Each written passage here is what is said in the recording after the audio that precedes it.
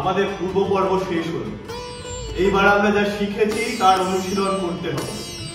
এটি কিন্তু একটি নতুন পরীক্ষা, তাই এখানে কোনো ভুলভ্রান্তি নেওয়া আমাদের উচিত নয়।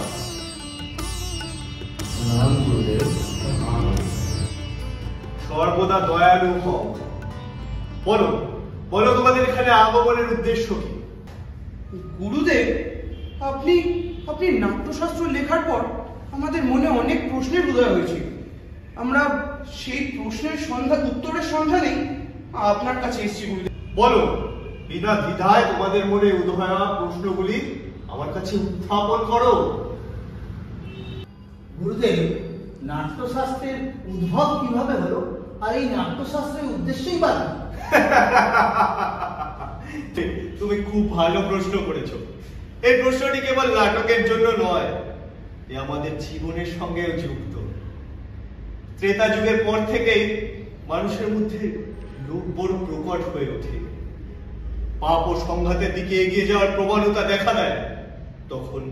তখন ইন্দ্র ব্রহ্মার কাছে প্রার্থনা করলেন এমন একটি মাধ্যম তৈরি করতে যা দৃশ্যমানতা এবং শ্রবণ শক্তিকে সঙ্গে নিয়ে মানব জাতিকে ধর্ম, অর্থ, কাম ও মোক্ষের পথে নিয়ে যেতে পারে।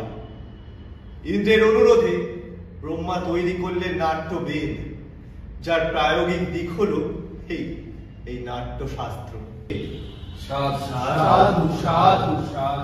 মনিব, আমরা জানি বেদ হলো সকল জ্ঞানের ভান্ডার।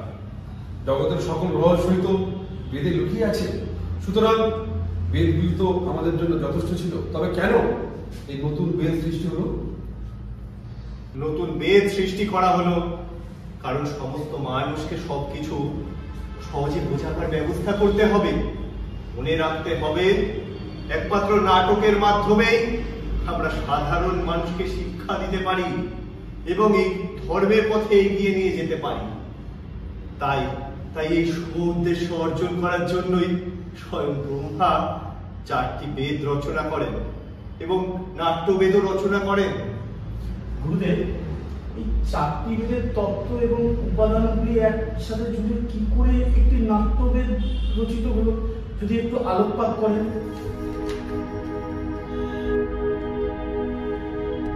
হইয়া হইয়া হইয়া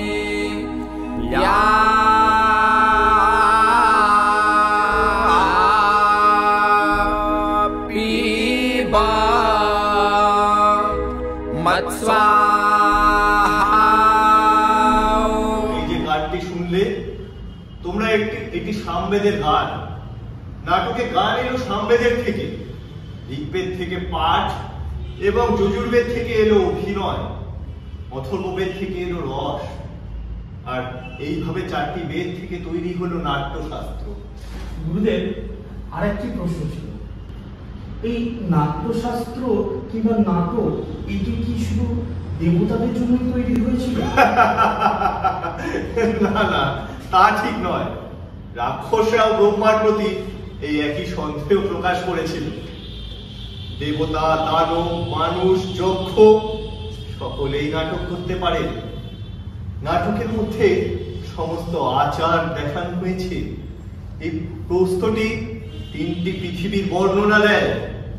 শুধু তাই নয়, নাটকের মধ্যে সমস্ত রস, সমস্ত অনুভূতি, সমস্ত শাস্ত্রে, সমস্ত শিল্পকর্মে এটি উন্নীত হয়েছে।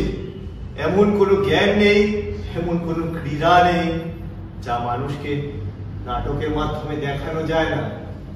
সত্যি আশ্চর্য!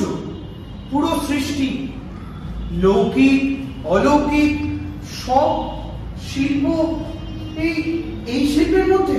হ্যাঁ, নাটকে সমস্ত শিল্প, সমস্ত কলার উৎস বলা যেতে পারে। নাটক সমস্ত কলার সঙ্গম। নাটক একটি অদ্ভুত শিল্প। জীবনে বেঁচে থাকার জন্য যেমন শ্বাস প্রশ্বাস, তেমনি এই নাটকটাও খুব গুরুত্বপূর্ণ। আমাদের সমাজে এটিকে কোনোভাবেই মেনে নেয় না, কিন্তু এটাকে মানতে হলে আমাদের সবাইকে খুব গুরুত্বপূর্ণভাবে এটাকে মেনে নিতে হবে। আমরা শিল্পী, নীতি নির্ধারক নই। এই শিল্প নিয়ে আমাদের পরীক্ষা নিরীক্ষা করতে হবে, নীতি ধর্ম নিয়ে নয়। মানে মানে মনে রাখতে হবে, নাটক কেবল শিল্প নয়, এটি সমাজকে এগিয়ে নিয়ে যায়। এটি একটি আয়না। এই সত্যের পথে, মানবতার পথে মানুষকে এগিয়ে নিয়ে যায়। নাটক বর্ণ, ধর্ম, ভৌগোলিক অবস্থান, ভৌগোলিক সীমানা অবলীলায় অতিক্রম করতে পারে, সমাজের বৈষম্যকে দূর করতে পারে এবং এই অনুভূতি নিঃসন্দেহে বিশ্বকে একটা আদর্শ বিশ্বরূপে রূপান্তর করতে পারে। যথার্থ। শিল্প ছাড়া কোনো সমাজ একটা পশুর সমাজ। এই তো তোমরা বুঝতে পেরেছো। শিল্প হলো সমাজের একটি গুরুত্বপূর্ণ অংশ। শিল্প আর শিল্পীকে সম্মান দেওয়ার জন্যই এই পঞ্চম বেদের সৃষ্টি হয়েছে। আমরা বুঝতে পারলাম পঞ্চম বেদ সমস্ত বেদের জ্ঞান দিয়ে তৈরি। তাপসবৃন্দ, আমরা নাট্যশিল্পীরা তোমাদের স্বাগত জানাতে প্রস্তুত। তোমাদের জন্যই আমরা অপেক্ষা করছি। সেখানে গিয়ে তোমরা নাটকটি উপভোগ করো। আয় রে আয়, সময় বয়ে যায়, মোদের দেশ ডাকে ভালোবেসে আয়। এই পৃথিবী বাঁচে মোদের মহিমায়। আয় রে আয়, আয় রে আয়, আয় রে আয়।